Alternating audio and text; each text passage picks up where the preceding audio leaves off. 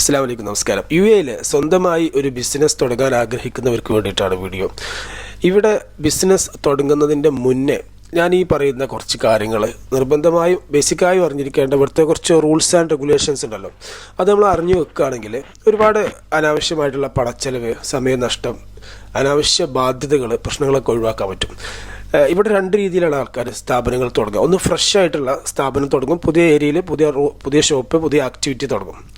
അങ്ങനത്തെ ആളുകളെ കുറിച്ചല്ല ഞാൻ പറയുന്നത്. രണ്ടാമത്തെ കേസ് ഉണ്ടല്ലോ, അതായത് നടന്നുകൊണ്ടിരിക്കുന്നൊരു സ്ഥാപനം മേടിച്ചിട്ട് റണ്ണിങ് സ്ഥാപനം വാങ്ങിയിട്ട് നടത്താൻ ഉദ്ദേശിക്കുന്ന ആൾക്കാരില്ല. അവർക്കാണ് ഞാൻ ഈ വീഡിയോയിൽ പറയുന്ന കാര്യങ്ങൾ കൂടുതൽ ഉപകാരപ്പെടുക. കാര്യം പുതിയ സ്ഥാപനം തുടങ്ങുന്ന സമയത്ത് എല്ലാം പുതുതാണ്. അവർക്ക് അതിൻ്റെ ഡോക്യുമെൻറ്റേഷൻ സപ്പോർട്ടിങ് കൊടുക്കാൻ ടൈപ്പിംഗ് സെൻറ്റേഴ്സ് കാര്യങ്ങളൊക്കെ ഉണ്ടാവും. അവർ പറയുന്ന പോലെ കാര്യങ്ങൾ സമയത്ത് ചെയ്താൽ മതി, ചെയ്യുന്നില്ല. പക്ഷേ സ്ഥാപനം ഏറ്റെടുത്ത് നടത്തുന്ന ആളുകളെ ഇവിടുത്തെ കുറച്ച് ബേസിക് ആയിട്ടുള്ള കാര്യങ്ങൾ അറിഞ്ഞിരിക്കും. ഞാനിങ്ങനെ ലിസ്റ്റ് ഔട്ട് ചെയ്ത ഒരു 10-15ഓളം കാര്യങ്ങളുണ്ട്. ഈ കാര്യങ്ങൾ നമ്മൾ വ്യക്തമായി അതിൻ്റെ സമയത്ത് ചെയ്തില്ലെങ്കിൽ നാളെ പിറ്റേന്ന് മറ്റൊരാൾ ചെയ്ത തെറ്റിൻ്റെ ഫലം പോലും നമ്മൾ അനുഭവിക്കേണ്ട സാഹചര്യം വരും. അങ്ങനെ വന്നിട്ട് ഒരുപാട് ആൾക്കാർ ഇങ്ങനെ ബുദ്ധിമുട്ടുന്നത് ഇങ്ങനെ ഡെയിലി കാണുമ്പോൾ അതിനെക്കുറിച്ചൊരു അവബോധം നൽകുക എന്ന നിലക്കാണ് ഞാൻ വീഡിയോ ചെയ്യുന്നത്. നേരെ വിഷയത്തിലേക്ക് വരാം. ഒന്നാമതായി, നമ്മളൊരു സ്ഥാപനം ഏറ്റെടുക്കുന്ന സമയത്ത് നമ്മൾ ആദ്യം എന്താ നോക്കുക? ആ സ്ഥാപനത്തിൻ്റെ ലൈസൻസ് എത്ര ഉണ്ട് നോക്കും, അല്ലേ? ഒരു വർഷമാണോ അല്ലെങ്കിൽ 6 മാസം നോക്കും. പല ആളുകളും സ്ഥാപനം പുതുക്കിയിട്ടാണ് കച്ചവടം ചെയ്യുക, അപ്പോൾ കുറച്ചും കൂടി വാല്യൂ കിട്ടുമെന്നുള്ള നിലക്കാണ് അങ്ങനെ ചെയ്യുന്നത്. പക്ഷേ അവിടെ നമ്മൾ അറിഞ്ഞിരിക്കേണ്ട ബേസിക് ആയിട്ടുള്ള കുറച്ച് കാര്യങ്ങൾ എന്ന് പറയുമ്പോൾ, ഒന്നാമതായി ലൈസൻസ് നമ്മൾ ആദ്യം നോക്കും, ഡേറ്റ് ഉണ്ടോ ഇല്ലയോ നോക്കും. അടുത്തത് നമ്മൾ നോക്കേണ്ടതെന്ന് അറിയോ?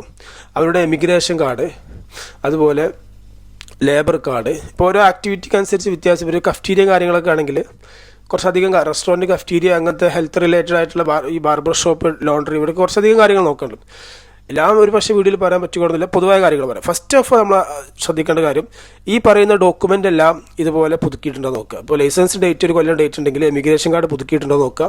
അത് കഴിഞ്ഞാൽ പിന്നെ നമ്മൾ അടുത്ത് നോക്കേണ്ടത്, ഈ ലൈസൻസിൽ പേരുണ്ടല്ലോ. ഇപ്പോൾ ഒരു അറബി ഉണ്ടാവും, ഒരു മലയാളി ഉണ്ടാവും. ഈ മലയാളി ഒരു പക്ഷേ 100% ഓണറായിരിക്കും. വക്കീൽ ഖിദ്മാത്ത് സർവീസ് ഏജൻറ്റിൻ്റെ ലൈസൻസാണ് ഇപ്പോൾ അധികം കാണുന്നത്. അപ്പോൾ ഈ ലൈസൻസിലുള്ള അതേ പേര് തന്നെയാണോ എമിഗ്രേഷൻ കാർഡിലും ലേബർ കാർഡിലും എന്ന് കറക്റ്റ് നോക്കാം. ചില ആൾക്കാർ ലൈസൻസ് മാറ്റിയിട്ടുണ്ടാവും, പിന്നെ ഇമിഗ്രേഷൻ കാർഡ് പുതുക്കാത്ത കേസ്, അപ്ഡേറ്റ് ചെയ്യാത്ത കേസൊക്കെ ഉണ്ടാവും. അപ്പോൾ ആദ്യം നോക്കുക, ലൈസൻസിൻ്റെ പേരും എല്ലായിടത്തും പേര് ഒന്ന് തന്നെയാണ്, ആൾക്കാർ പേര് ഒന്നാണോ നോക്കാം. പിന്നെ നിങ്ങൾ നോക്കേണ്ടത്, അവർ ലൈസൻസ് കോപ്പി മേടിച്ചിട്ട് നേരെ തസ്ഹീൽ പോവുക. തസ്ഹീൽ പോയിട്ട് 2-3 കാര്യങ്ങൾ ചെക്ക് ചെയ്യേണ്ടത്. ഒന്നാമത് നിങ്ങൾ ചെക്ക് ചെയ്യേണ്ടത് കമ്പനിയുടെ ലേബർ ലിസ്റ്റ് എടുക്കുക. തസ്ഹീൽ പോയിട്ട് ആ കമ്പനിയുടെ ലേബർ ലിസ്റ്റ് എടുക്കുക. ലേബർ ലിസ്റ്റ് എടുക്കുമ്പോൾ 2-3 കാര്യങ്ങൾ അറിയാൻ പറ്റും. കമ്പനിയിൽ എത്ര ആൾക്കാരുണ്ട്, എത്ര ആൾക്കാർ നാട്ടിലുണ്ട്, എത്ര ഇവിടെ ഉണ്ട്. ചില കമ്പനികളൊക്കെ വിസ കച്ചവടം ചെയ്തിട്ടുണ്ടാവും. അപ്പോൾ ആ കച്ചവടം ചെയ്യുന്ന ആൾക്കാരൊക്കെ നിങ്ങൾ പേഴ്സണലായിട്ട് വിളിച്ചിട്ട് അവർ എവിടെയാണ് വർക്ക് ചെയ്യുന്നത്, കാര്യങ്ങൾ, അവർ വർക്ക് പെർമിറ്റ് എടുത്തിട്ടുണ്ടോ, കാര്യങ്ങൾ നോക്കണം. ചില ആൾക്കാർ വേറെ കമ്പനിയിൽ വർക്ക് പെർമിറ്റ് എടുക്കാതെ ജോലി ചെയ്താൽ അവർക്ക് ഫൈൻ കിട്ടും. അതുപോലെ നിങ്ങളൊരു പക്ഷേ അത് ബാധിച്ചേക്കാം. അതുകൊണ്ട് അതൊക്കെ നിങ്ങൾ ഉറപ്പുവരുത്തുക. പിന്നെ നാട്ടിലുള്ള ആൾക്കാർ പിന്നെ എന്താണ്, നാട്ടിൽ പോയതാണോ, തിരിച്ച് വരുന്നില്ല, അവരും അങ്ങനത്തെ പേഴ്സണലായിട്ടുള്ള എല്ലാ ഡീറ്റെയിൽസും നിങ്ങൾ സെറ്റ്. അതായത് നിങ്ങൾ പേയ്മെൻറ്റ് ഫുള്ള് കൊടുത്ത് ക്ലോസ് ചെയ്യുന്നതിൻ്റെ മുന്നേ, കമ്പനിയുമായി നമ്മൾ ലൈസൻസ് മേടിക്കുന്ന സമയത്ത് ഫുൾ പേയ്മെൻറ്റ് കൊടുക്കുന്നതിന് മുന്നേ ചെയ്യേണ്ട കാര്യങ്ങളാണ് ഇതൊക്കെ. ഏതെങ്കിലും ലേബറിന് അബ്സ്കോണ്ടിങ് ഉണ്ടോ, കാര്യങ്ങളുണ്ടൊക്കെ തസ്ഹീൽ എന്ന് അറിയാൻ പറ്റും. അതുപോലെ ലേബർ ഫൈന് എന്ന സംഭവം, അതായത് ലേബർ ഫൈന് 3 രീതിയിൽ വരാം. ഒന്നുകിൽ ILOE ഇൻഷുറൻസ് ഉണ്ടല്ലോ, 400 ദിർഹംസ്. ILOE ഇൻഷുറൻസ് 5 ദിർഹം ഇൻഷുറൻസ് പുതുക്കാത്തതിന് പേര് ലേബറിന് വന്ന ഫൈന് ഉണ്ടാവും. രണ്ടാമത്തെ ഫൈന് ലേബറിന് വരുന്നത് ഈ പറയുന്ന ലേബർ കാർഡ് പുതുക്കാത്തതിനോ അല്ലെങ്കിൽ ലേബർ കാർഡ് പ്രോപ്പറായിട്ട് സബ്മിറ്റ് ചെയ്യാത്ത കേസൊക്കെ ഉണ്ടാവും. ലേബർ പുതുക്കി പിന്നെ തൗജീഹിനൊന്നും പോവാതെ അതിന് എന്ത് നവാക്കിസ് വന്നിട്ടുണ്ടോ അതൊക്കെ അതിൽ അറിയാൻ പറ്റും. അതൊക്കെ നമ്മൾ ചെക്ക് ചെയ്യുക. പിന്നെ ലേബർ ഫൈന് എന്നത് ലേബർ ഇൻസ്പെക്ഷൻ വരുന്ന സമയത്ത് ലേബർ കാർഡ് ഇല്ലാതെ പിടിച്ചതിൻ്റെ ഫൈൻ 2000 ദിർഹംസ്, 4000 ദിർഹംസൊക്കെ ഉണ്ടാവാറുണ്ട്. അത് നമ്മൾ തസ്ഹീൽ പോയി ചെക്ക് ചെയ്താലേ അറിയാൻ പറ്റുള്ളൂ. അപ്പോൾ ആ ഫൈൻ ഉണ്ടെന്ന് നോക്കുക. അപ്പോൾ ലേബറിൻ്റെ കാര്യങ്ങൾ ഏകദേശമായി. ഇനി ഈ എംപ്ലോയീസിൻ്റെ വിഷയം തന്നെ കുറച്ചും കൂടി പറയേണ്ടത് ഞാൻ ലാസ്റ്റ് പറയാം. അത് കഴിഞ്ഞിട്ട് നമ്മൾ നേരെ മുനിസിപ്പാലിറ്റി പോവാം. മുനിസിപ്പാലിറ്റിയിൽ പോയിട്ട് മുനിസിപ്പാലിറ്റി എന്തെങ്കിലും കമ്പനിക്ക് ഫൈൻ കൊടുത്തിട്ടുണ്ടോ നോക്കുക. അപ്പോൾ കഫ്റ്റീരിയ, ഗ്രോസറി, ഞാൻ ഈ പറഞ്ഞ ചെറുകിട സ്ഥാപനം, സൂപ്പർ മാർക്കറ്റിനൊക്കെ മുനിസിപ്പാലിറ്റി ഇൻസ്പെക്ഷൻ സമയത്ത് എന്തെങ്കിലും ഫൈന് കൊടുത്തിട്ടുണ്ടെങ്കിൽ ആ ഫൈന് മുനിസിപ്പാലിറ്റി പോയാലേ ചെക്ക് ചെയ്യാൻ പറ്റുള്ളൂ. അതുപോലെ എംപ്ലോയീസിൻ്റെ ഹെൽത്ത് കാർഡ് കാര്യങ്ങൾ കറക്റ്റ് പുതുക്കിയിട്ടുണ്ടോ നോക്കുക. അങ്ങനെ മുനിസിപ്പാലിറ്റിന് കഴിഞ്ഞാൽ പിന്നെ നിങ്ങൾ പോകേണ്ടത് ടാക്സ് ഡിപ്പാർട്ട്മെൻറ്റ്. നിങ്ങൾ ഓൺലൈനിൽ നിങ്ങൾ അതിൻ്റെ യൂസർ നെയിം പാസ്വേഡ് മേടിക്കുക, ടാക്സ് സബ്മിറ്റ് ചെയ്യുന്നുണ്ടോ നോക്കാം. ഇല്ലെങ്കിൽ ടാക്സിൻ്റെ വല്ല ഫൈൻ ഉണ്ടോ നോക്കുക. പല ആളുകൾക്കും ടാക്സ് സബ്മിറ്റ് ചെയ്യാതിന് പേര് 20,000 ദിർഹംസ് ഫൈൻ വന്ന കേസൊക്കെ ഉണ്ട്. അപ്പോൾ അതുണ്ടോ ഇല്ലേ എന്നുള്ളത് നിങ്ങളെ ഭാഗത്ത് നിന്ന് ചെക്ക് ചെയ്യുക. പിന്നെ അടുത്തത് ഈ ചാനൽ മേടിച്ചിട്ട് എമിഗ്രേഷൻ കാർഡ് പുതുക്കിയിട്ടുണ്ടോ നോക്കുക. എമിഗ്രേഷനിൽ എന്തെങ്കിലും ഫൈൻ ഉണ്ടോ നോക്കുക. വിസ സംബന്ധമായിട്ട് എന്തെങ്കിലും ഫൈൻ ഉണ്ടോ നോക്കുക. ഓവർ സ്റ്റേ ഉണ്ടോ നോക്കുക. ഇത്രയും കാര്യങ്ങളാണ് നോക്കേണ്ടത്. അത് കഴിഞ്ഞിട്ട് പിന്നെ നമ്മൾ ചെയ്യേണ്ടത് ഇലക്ട്രിസിറ്റി ബില്ല് കമ്പനി പേരിലാണ് നോക്കുക. അതിനെന്തെങ്കിലും ഡ്യൂ ഉണ്ടോ നോക്കുക. അതൊക്കെ കഴിഞ്ഞാൽ പിന്നെ അധികം ആളുകൾ ശ്രദ്ധിക്കാത്ത 2 പ്രധാനപ്പെട്ട കാര്യങ്ങൾ. ഒന്ന്, കഫീലില്ലേ, നിങ്ങൾ നിലവിലെ കഫീൽ, ആ കഫീൽ നിങ്ങൾ മാറുണ്ടെങ്കിൽ പോലും വേറെ കഫീലിനെ വെക്കുകയാണെങ്കിൽ പോലും പഴയ കഫീലുമായി സംസാരിക്കുക. ആ കഫീലിന് എന്തെങ്കിലും പൈസ കൊടുക്കാണ്ടോ എന്ന് കൃത്യമായി ചോദിക്കാം. ഓക്കെ. അതുപോലെ പലരും ശ്രദ്ധിക്കാത്ത കാര്യം, പലപ്പോഴും പണി കിട്ടുന്ന ഒരു പ്രധാനപ്പെട്ട കാര്യം, എനിക്ക് നേരിട്ട് അനുഭവമുള്ളൊരു കാര്യം എന്താ വെച്ചാൽ എല്ലാ പൈസയും കൊടുത്ത് ഇടപാട് ക്ലിയർ ചെയ്യുന്നതിൻ്റെ മുന്നേ തന്നെ ബിൽഡിംഗ് ഓണറുമായി സംസാരിക്കുക. ഞാൻ നേരത്തെ കഫീലിൻ്റെ കാര്യം പറഞ്ഞു. കഫീലിനോട് നിങ്ങൾ ഡയറക്റ്റ് നമ്പർ മേടിച്ച് സംസാരിക്കണം. കാരണം പല ആളുകളും കഫീലുമായി എന്തെങ്കിലും പിണക്കങ്ങളോ പ്രശ്നങ്ങളൊക്കെ ഉണ്ടെങ്കിൽ അവർ നിങ്ങളോടും അതേ പ്രശ്നങ്ങൾ എടുക്കും. അതുപോലെ ബിൽഡിംഗ് ഓണർ വിളിച്ചിട്ട് ഫുൾ റെൻറ്റ് ക്ലോസ് ആണോ 0 ആണോ എന്ന് ചോദിക്കുക. എനിക്ക് നേരിട്ടുണ്ടായ ഒരു അനുഭവം ഞാൻ പറഞ്ഞു വെച്ചെങ്കിൽ, എൻ്റെ ടൈപ്പിംഗ് സെൻറ്ററിൻ്റെ അടുത്തുള്ള ഒരു ഗ്രോസറി ഒരാൾ മേടിച്ച്. ആ മേടിച്ച് തന്നെ ഇവിടെ ഉള്ള ഒരു ജ്യേഷ്ഠൻ അനിയൻ സൗദിയിൽ നിന്ന് അവിടുത്തെ ഗ്രോസറി ക്ലോസ് ചെയ്തിട്ട് കുറച്ച് കയ്യിൽ ക്യാഷ് ഉണ്ടായിരുന്നു. അപ്പോൾ ഇവിടെ ഇങ്ങനെ ഗ്രോസറിക്ക് അന്വേഷിച്ച് നടന്നു. അങ്ങനെ നമ്മളൊരു ഗ്രോസറി അന്വേഷിച്ച് എടുക്കുമ്പോൾ ഗ്രോസറി വിൽക്കാണ്ടെങ്കിൽ അധികം നോക്കില്ല, അത് എടുക്കും. അങ്ങനെ ആ ഗ്രോസറി വലിയ പൈസ എടുത്തിട്ട് ഈ പറഞ്ഞ കാര്യങ്ങളൊന്നും ശ്രദ്ധിച്ചില്ല. ഗ്രോസറി ഒരു 3-4 മാസം ഇങ്ങനെ തെറ്റല്ലാത്ത രീതി ഓടിക്കൊണ്ടിരിക്കുന്ന സമയത്ത് ബലദിയ വന്നിട്ട് ആ ബിൽഡിങ്ങിൽ എന്തോ പ്രോബ്ലം ഉണ്ടായതുകൊണ്ട് ബിൽഡിങ് ക്യാൻസൽ ചെയ്തു. അതായത് ബിൽഡിങ് റിപ്പയർ ചെയ്യണമെന്നൊരു അർബാബിന് നോട്ടീസ് എടുത്തു. അപ്പോൾ ആ ബിൽഡിങ്ങിൽ നിന്ന് അടുത്ത ബിൽഡിങ്ങിലേക്ക് ഇത് മാറ്റാൻ തീരുമാനമായി. ഓക്കെ. അപ്പോൾ ഇത് മാറ്റുന്ന സമയത്ത് നിലവിലെ ബിൽഡിംഗ് ഓണറുടെ NOC വേണം. ഈ NOCക്ക് വേണ്ടി ചെന്നപ്പോൾ ഈ ബിൽഡിംഗ് ഓണർ പറഞ്ഞത്ര പഴയ ആൾ ഇയാൾക്ക് 8,000 ദിർഹംസ് കൊടുക്കാണ്ടത്. ആ 8,000 ഇതിന് മുന്നേ ഉള്ള ആളല്ല, അതിൻ്റെ മുന്നേ ഉള്ള ആളുടെ പൈസയാണ്. അതിങ്ങനെ അഡ്ജസ്റ്റ് ചെയ്ത് പോയിരുന്നു. പക്ഷേ ഈ 8,000 ദിർഹംസ് കൊടുക്കാതെ ഇയാൾ NOC തരില്ല എന്ന് പിടുത്തം. അങ്ങനെ അവസാനം ഇയാൾ രാത്രി കടയുവാക്കി നാട്ടിലേക്ക് മുങ്ങി. അതൊക്കെ തെറ്റാണ്. അതിൻ്റെ ആവശ്യം ഉണ്ടായിരുന്നില്ല. നമ്മൾ ഇവിടുത്തെ ആളുകളുമായൊക്കെ അറബികളെ അങ്ങനത്തെ കേസിനൊരു കാര്യം ശ്രദ്ധിക്കുക. ഇങ്ങനെ എന്തെങ്കിലും പ്രശ്നങ്ങളുണ്ടെങ്കിൽ നമ്മൾ ഈ നാട്ടിലേക്ക് പോകാൻ മുങ്ങാൻ ചെയ്യരുത്. എത്രയോ നാട്ടിലെ 10 ലക്ഷത്തോളം ഉറുപ്പ്യൊക്കെ ആണ് ഇവിടെ ഇട്ടിട്ട് അയാൾ പോയത്.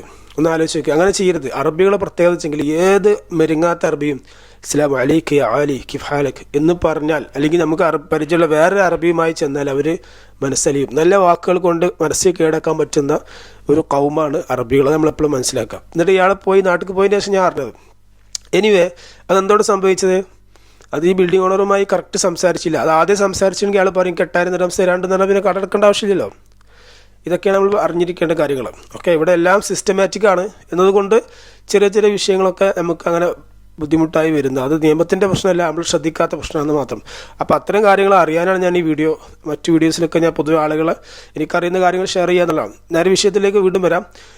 അപ്പോൾ നിങ്ങൾ ബിൽഡിംഗ് ഓണറുമായി സംസാരിക്കുക. അപ്പോൾ ആ ഭാഗം ക്ലിയറായി, ലേബർ എമിഗ്രേഷൻ എല്ലാം സെറ്റായി. ഇനി ഒരു കാര്യം കൂടി അവസാനമായി ഇപ്പോൾ ഒരുപാട് കാര്യങ്ങൾ കേട്ടോ, പ്രധാനപ്പെട്ട കാര്യങ്ങൾ ഞാൻ ഈ പറഞ്ഞു. ഞാൻ നേരത്തെ ലേബറുമായി ബന്ധപ്പെട്ട ഒരു കാര്യം പറഞ്ഞില്ലേ, അവിടെ ശ്രദ്ധിക്കേണ്ട കാര്യം 2 വിഷയങ്ങളുണ്ട്. ഒന്ന്, ഈ ലേബേഴ്സ് ഇപ്പോൾ നിങ്ങൾ ലിസ്റ്റ് എടുക്കുന്ന സമയത്ത് പിന്നെ കുറച്ച് ആൾക്കാർ നാട്ടിലുണ്ടാവും, അവർ ഒരു വർഷം പിന്നെ വരും. രണ്ടാമത് ഇപ്പോൾ നിങ്ങളെ കടയിൽ നിലവിൽ ജോലി ചെയ്തുകൊണ്ടിരിക്കുന്ന ആളുകളുടെ എല്ലാവരുടെയും വിസ ആ കമ്പനിയിലാണോ നോക്കുക, നിർബന്ധമാണ്. അല്ലെങ്കിൽ പ്രശ്നം വരും. അല്ലെങ്കിൽ അവർക്ക് ലേബർ വർക്ക് പെർമിറ്റ് നിങ്ങൾ എടുത്തു കൊടുക്കണം. വേറെ വിസയുള്ള ആൾക്കാർ ഇവിടെ റെസ്റ്റോറൻറ്റിലൊക്കെ ജോലി ചെയ്താൽ പിടിച്ചാൽ വലിയ ഫൈന് വരും. സ്റ്റാഫുകളുമായി ബന്ധപ്പെട്ട് വളരെ പ്രധാനപ്പെട്ട 2 കാര്യങ്ങളാണ്. ഒന്ന്, അവരുടെ സാലറി കറക്റ്റ് കൊടുത്തിട്ടുണ്ടെന്ന് നോക്കുക. അതും തെസ്സിയിൽ ചെന്ന കശ്ഫ് റാത്തിബ് എന്ന് പറഞ്ഞൊരു പേപ്പർ കിട്ടും, അതായത് സാലറി സ്റ്റേറ്റ്മെൻറ്റ്. ആ സാലറി സ്റ്റേറ്റ്മെൻറ്റ് എടുക്കുമ്പോൾ ചില കേസിലൊന്നും ചില മാസത്തൊന്നും അടച്ചിട്ടുണ്ടാവില്ല. അപ്പോൾ ഫയൽ ബ്ലോക്ക് ആയിട്ടുണ്ടാവും. ആ ബ്ലോക്ക് ഓപ്പണാക്കി തരൽ അയാളുടെ ഉത്തരവാദിത്തമാണ്. ആ സാലറി ബ്ലോക്ക് ഓപ്പൺ എന്ന് കാണിച്ചിട്ടേ നിങ്ങൾ എന്ത് ചെയ്യുക, ഫുൾ പൈസ കൊടുക്കാൻ പാടുള്ളൂ. സാലറി ബ്ലോക്ക് ഓപ്പൺ ആക്കേണ്ടത് അയാളുടെ ഉത്തരവാദിത്തമാണ് എന്ന് അറിഞ്ഞിരിക്കുക. അതോടൊപ്പം ഈ പറയുന്നൊരു $1 മില്യൺ പോയിൻ്റാണ് പല ആളുകൾക്കും പണി കിട്ടിയ സംഭവമാണ്. അതായത് പഴയ സ്ഥാപനങ്ങളൊക്കെ ആണെങ്കിൽ 10-20-30 കൊല്ലമായ ആൾക്കാരോട് വർക്ക് ചെയ്യുന്നുണ്ടാവും. ഇവർ പിരിഞ്ഞു പോകുമ്പോൾ ഇവർക്ക് സർവീസ് ചാർജ് കൊടുക്കേണ്ടത് കമ്പനിയാണ്. ഓണർമാരോ ഇല്ല എന്ന് വേറെ വിഷയം, കമ്പനിയാണ്. അപ്പോൾ എന്ത് ചെയ്യുക, നിങ്ങൾ ഇവർ ക്യാൻസലാക്കാൻ നേരത്തെ അവർ സർവീസ് ചാർജ് തരുന്നില്ല എന്ന് പറഞ്ഞിട്ട് നിങ്ങൾക്കെതിരെ കേസിന് പോയാൽ നിങ്ങൾ ആ പൈസ കൊടുക്കേണ്ടി വരും.